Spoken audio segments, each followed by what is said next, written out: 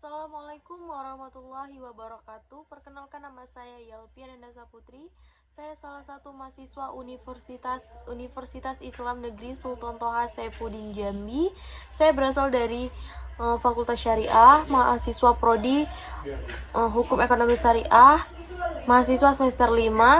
Nah, pada kesempatan kali ini saya akan menyelesaikan tugas video yang diberikan oleh dosen pengampu saya, Bapak Jalaluddin FA SH MH,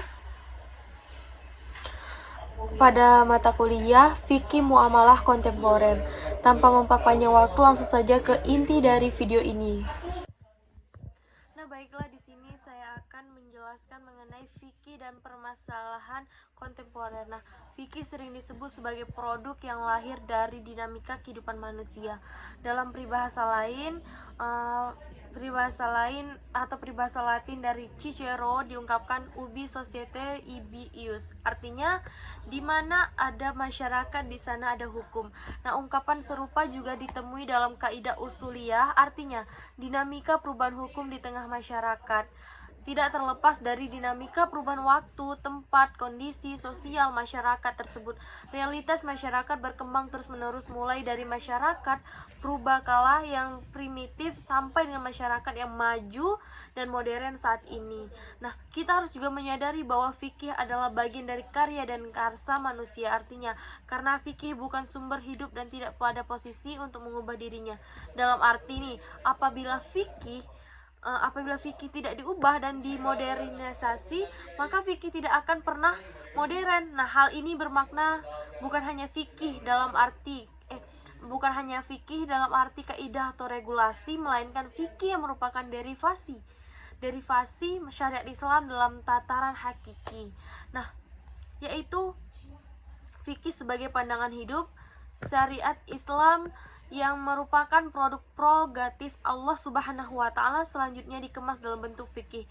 Nah, diharapkan memberikan kontribusi besar terhadap politik pembaharuan hukum di muka bumi dan mewarnai positif dan dalam setiap kali terjadi reformasi yuridis di negara-negara berpenduduk Islam atau negara Islam, dan bahkan di negara non-muslim sekalipun. Langsung saja kita lanjut lagi membahas mengenai fikih kontemporer ini tadi, tapi ini lebih merujuk ke fikih kontemporernya tersebut. Yang pertama, kita akan membahas tantangan fikih klasik. Nah, melihat referensi fikih zaman klasik dan antisipasi tantangan fikih pada masa dari runtusan sejarah munculnya fuqaha dan beberapa kota besar di sekitar kontemporer. Nah, banyak resistensi dalam internal fikih itu sendiri yang selalu eksis wilayah Hijaz. Nah, maka dapat dipahami bahwa fikih sudah mulai berkembang sebenarnya secara menjawab tantangan zaman modernisasi yang berkiblat ke barat pada gilirannya telah dimanis dan menghantarkan kepada periode kemajuan kajian fikih. Nah, menjungkir balikan budaya timur termasuk di bidang fikih. Westernisasi telah melumpuhkan budaya-budaya yang masih berbau Islam di seluruh belahan dunia, sehingga dari implikasi ini dapat dibuktikan bahwa budaya luhur Islam sudah semakin rapuh sebenarnya ya. Bahkan yang benar-benar rapuh, boleh dikatakan seperti itu. Nah, bahkan tidak ada yang simpati lagi. Nah, realitas lainnya adalah tantangan demi tantangan harus dihadapi oleh fikih, mulai dari banyak orang telah mengabaikannya karena dipengaruhi oleh doktrin-doktrin dan ajaran-ajaran kapitalis dan sekularisme yang sangat mengakar pada pemikiran umat Islam saat ini. Mereka pun beranggapan bahwa fikih sudah tidak relevan lagi. Nah, lanjut lagi ke wajah fikih kontemporer. Kemajuan ilmu, pengetahuan, dan teknologi dengan berbagai inovasi dan kreasi ilmiah menjadi tantangan masyarakat Islam yang realitasnya berjalan lambat. Nah, pasif bahkan terasa sangat konvensional. Iptek bersifat futuristik dan tidak berjalan surut ke belakang. Ia merekayasa peradaban manusia dengan kekayaan rekreasi dan produktivitasnya. Nah, munculnya teknologi medis bayi tabung dan bank sperma, pil pengatur haid, face off atau operasi wajah total, modernisasi alat transportasi, komunikasi, mesin perang, alat olahraga, sistem ekonomi, dan lain semisalnya.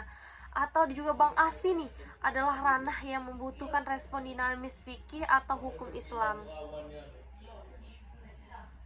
Untuk meretas kebekuan fikih dalam berinteraksi dengan dinamika kontemporer, Al-Qadri Azizi menawarkan 11 langkah sebagai berikut. Yang pertama nih, yang pertama mendahulukan sumber primer atau Al-Quran dan Sunnah dalam menentukan rujukan dan kitab induk imam, mazhab dan bermazhab ketika berhadapan dengan masalah hukum kontemporer. Nah, yang kedua, berani mengkaji pemikiran ulama atau keputusan hukum organisasi kemasyarakatan di Islam dengan pendekatan kritikal, studi dan history of ideas, dan tidak hanya terbatas pada tataran doktrinal dan dogmatis. Nah, yang ketiga, karya ulama klasik diposisikan sebagai knowledge, baik produk deduktif maupun empirik.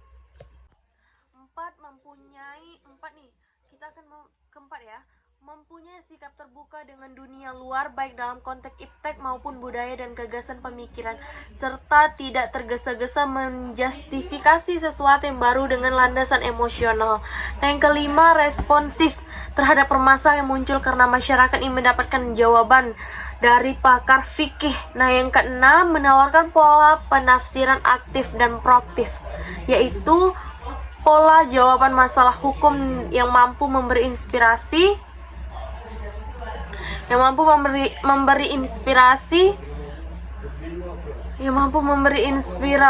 dan guidance untuk kehidupan yang sedang dijalani umat Islam. Nah, yang ketujuh, akhwan al-khamsah, wajib, haram, sunnah, makruh, dan mubah agar dijadikan sebagai ajaran etika dan tata nilai di tengah kehidupan masyarakat. Nah, yang kedelapan, menjadikan ilmu fikih sebagai ilmu hukum secara umum, yaitu kajian fikih dilakukan menggunakan pendekatan ilmu hukum sehingga pakar hukum umum dapat memahami substansi fikih dengan baik dan benar. Nah, yang kesembilan, kajian fikih menyimbangkan pendekatan deduktif dan induktif. Nah, proses deduktif adalah bagaimana memahami Al-Quran dan Sunnah dengan segala metodenya termasuk kias, dan proses induktif adalah bagaimana memberikan peran akal dalam porsi yang benar untuk mewujudkan hasanah di dunia dan akhirat bagi umat Islam.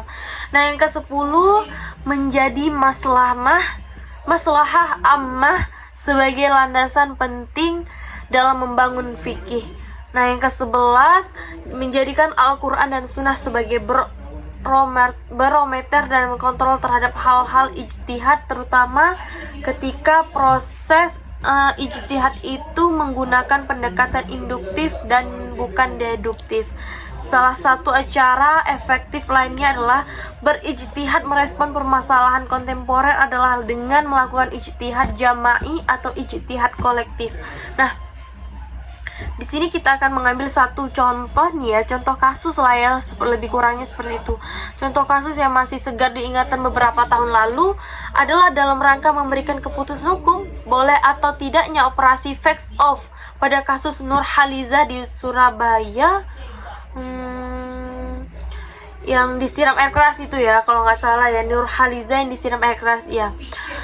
Ijtihad jama'i ini melibatkan berbagai pakar disiplin ilmu terkait dengan operasi face off tersebut, diantaranya pakar medis nih, bedah plastik, psikologi, ekonomi, fuqaha, dan usuliyun.